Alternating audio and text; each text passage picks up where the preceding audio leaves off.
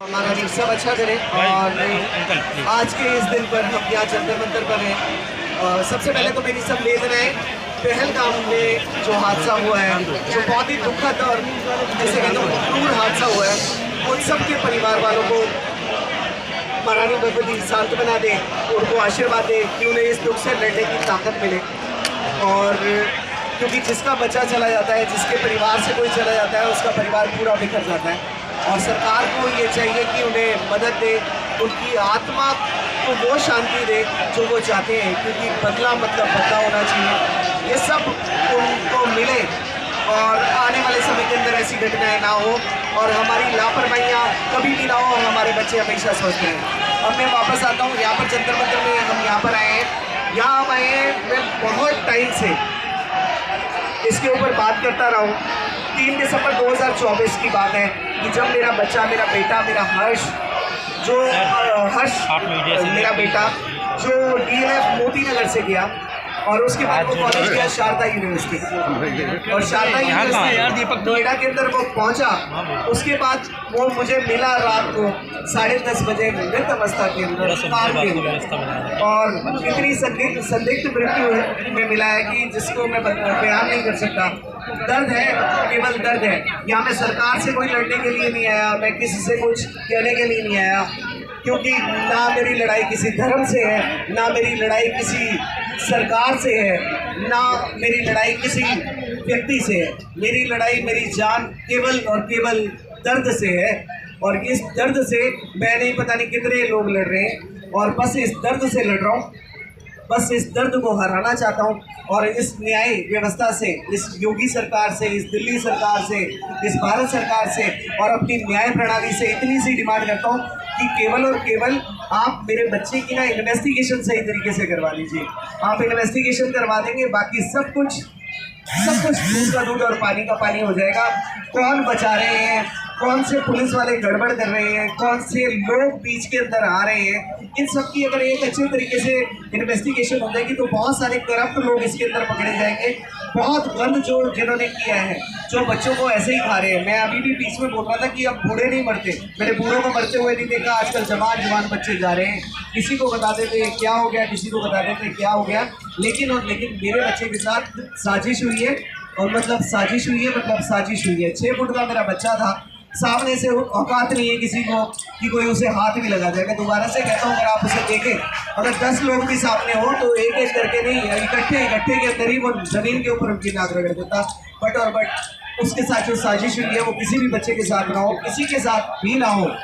वो दर्द हमें तोड़ चुका है। इस दर्द से अगर राहत दे सकती है तो भारत सरकार दे सकती है, और अगर ईमानदारी के साथ हमारा पुलिस प्रशासन, हमारी न्याय प्रणाली अगर ये काम करे तो यकीनन गंदे लोग सामने आएंगे, क्योंकि गंदे लोग अगर पकड़े जाएंगे तो किसी दूसरे बच्चे की जान बच जाएगी। और मैं यहाँ पर भी इसलिए हूँ कि दूसरे किसी हर्ष के साथ ऐसा कुछ ना हो। बस जय माता दी आपको कहता हूँ, किसी बच्चे के साथ ऐसा ना हो। और इसके लिए अब हमने हर्षी वेलफेयर फाउंडेशन की स्थापना की है, और ये हर्षी वेलफेयर फाउंडेशन हर उस माँ बाप के साथ होगा, क्योंकि मैं हमेशा कहता हूँ कि दर्द को वही समझ सकता है जो दर्द को झेल सकता है। कुंडली के अंदर जब मैं बात करता हूँ तो मैं ये कहता हूँ कि दुनिया में सबसे ज़्यादा कुंडली मैंने बनाई है, मेरे आसपास भी किसी ने नहीं बनाई होगी। दुनिया के जितने इसको वजन मिल जाएंगे, अकेला मैं खड़ा होगा तो मैंने सबसे ज़्यादा कुंडली बनाई है। और अब बात कर, इसलिए मैं कुंडली में बहुत ज़्यादा बोलता हूँ। लेकिन अब बात करूँगा दर्द की, तो दर्द भी मेरी जान मैंने इतना झेला है कि इस दर्द को मेरे से ज़्यादा कोई बता नहीं सकता है। जिसके बच्चे चले जाते हैं, जिसका परिवार चला जाता है, उसको बताऊँगा उसके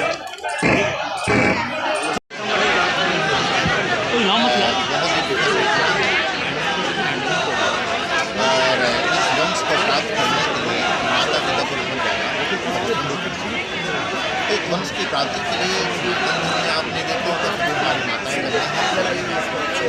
और आज जंतर मंतर के पहलगाम का एक कार्यक्रम और देखने का मुझे ऐसा लगा कि मुझे अवश्य इसमें एक बार शरीक होना चाहिए, एक बार पूछना चाहिए कि क्या है। यहाँ आने के बाद मुझे बताया गया कि हर समझ जो 3 दिसंबर 2024 को आकस्मिक घटना होती है, और उस न्याय प्रणाली पर पूरे परिवार का जो विश्वास था वो आज तक अडिग है। परंतु उस विश्वास का अधिकता का ऐसा योग बना कि अभी तक उस बच्चे को कोई निर्णय प्राप्त नहीं हो पाया। और वो बच्चा रात को जाता है और नोएडा में जाने के बाद उसकी मृत्यु को प्राप्त कर जाता है। उस न्याय को प्राप्त करने के लिए हर्षी वेलफेयर फाउंडेशन के तत्वाधान हमारे सभी महिलाएं बनने आए हुए हैं। सभी संत समाज आप सबके साथ है और न्याय प्रणाली में आपसे कंधा से कंधा मिला करके संत समाज मैं स्वयं आपके साथ खड़ा हूँ और हम आशा करते हैं माँ भक्ति पराम्बा जैसे महाराज राज्य से इस बच्चे को न्याय अवश्य मिलेगा। और मीडिया के माध्यम से आप सबके माध्यम से कहा गया कि जहाँ कोई नहीं पहुँचता है वहाँ पर हमारा मीडिया पहुँचता है। मीडिया बंधुओं को पहले तो बहुत बहुत बधाई देता हूँ और हम आप सब आपके साथ हैं और महाराज जी के साथ हैं। महाराज जी के कंधा से कंधा लगा के हम सब लोग हैं और इस बच्चे को न्याय मिले यही हम हाँ सही है। हम पारिक भाई के साथ खड़े हैं। साथ साथ ये दो घटना भी एक साथ हुई। ये बहुत बड़ा एक इस केस को थोड़ा सा देखें कि आजकल हमारे बच्चे कहाँ पे सेफ हो गए। जहाँ अपने बच्चों को, बेटों को, बेटियों को कुछ दिन पहले हमने एक बिटिया का केस देखा और हाईली देखते जा रहे हैं, क्या वो सेफ भी नहीं है?